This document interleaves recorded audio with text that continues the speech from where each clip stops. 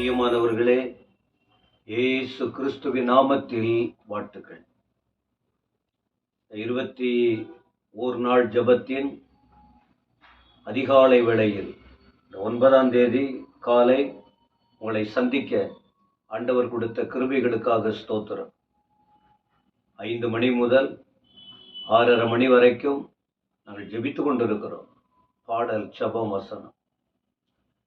ஆனால் நீங்கள் அதிலே பங்கு பெற வேண்டும் என்பதற்காக அந்த வார்த்தையை உங்களுக்கு 5 நிமிஷம் மட்டும் சொல்லுகிறோம். இந்த வார்த்தை நமக்கு ரொம்ப முக்கியமானது. நமக்கு ஆறுதலை கொடுக்கக்கூடியது, தெளிவை கொடுக்கக்கூடியது, அமைதியை கொடுக்கக்கூடியது. எவ்வளவோ குழப்பங்களும் வேதனைகளும் பிரச்சனைகளும் ஒவ்வொருடைய வாழ்க்கையிலும் வருகிறது.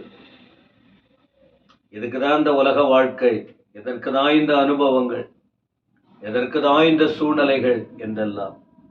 ஆனால் ஆண்டவருடைய நோக்கம் ஒவ்வொருவரையும் உயிர்ப்பிக்க வேண்டும், அவருடைய கண்களை திறக்க வேண்டும், மனதுக்கு அமைதல் கொடுக்க வேண்டும், ஆறுதல் கொடுக்க வேண்டும் என்று சொல்லி ஆண்டவருடைய திட்டம் எவ்வளவு மேலானது என்பதை நீங்கள் கவனமாய் கர்த்தருடைய வார்த்தைகளை கவனிக்கும் போது நீங்கள் அதை பெற்றுக்கொள்ள முடியும், நன்றி சொல்ல முடியும், அவருக்காக வாழ முடியும்.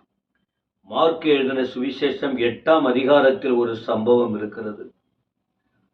22, 23 பெத்சாயிதா என்கிற ஒரு ஊருக்கு இயேசுவானவர் வந்தார். அவர் ஊழியம் செய்வதுதான் அவர் வேலை.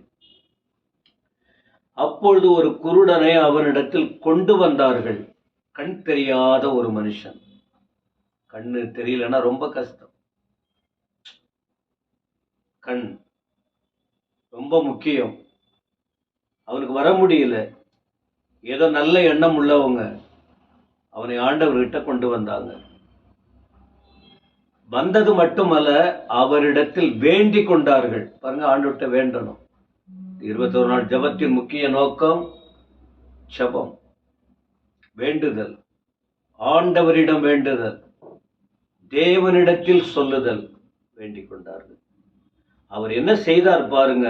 குருடரின் கையை பிடித்தார், அவனை கிராமத்துக்கு வெளியே அழைத்து கொண்டு போனார்,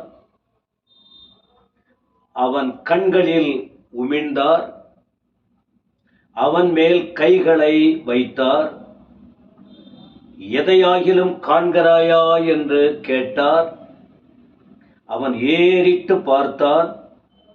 நடந்து கொண்டிருக்கிற மனுஷர்களை மரங்களைப் போல காண்கிறேன் என்றார்.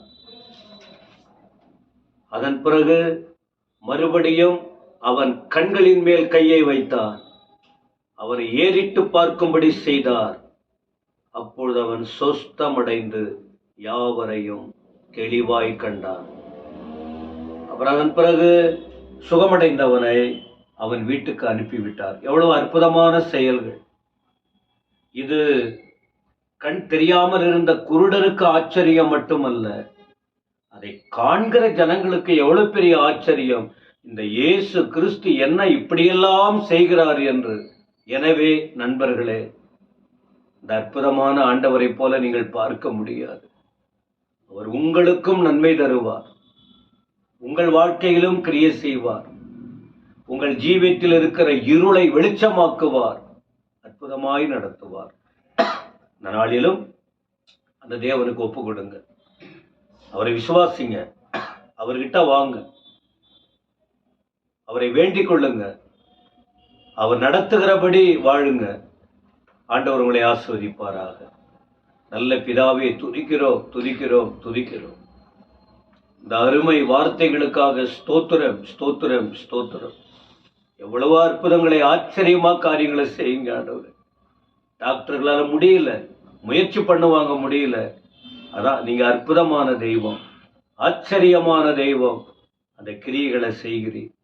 இந்த வார்த்தைகளை கேட்கிற ஒவ்வொருவருக்கும் அற்புதங்களை செஞ்சிடுங்கப்பா. நீங்க கிரியை செய்யுங்க ஆண்டவரே. உமக்கு ஸ்தோத்திரம்.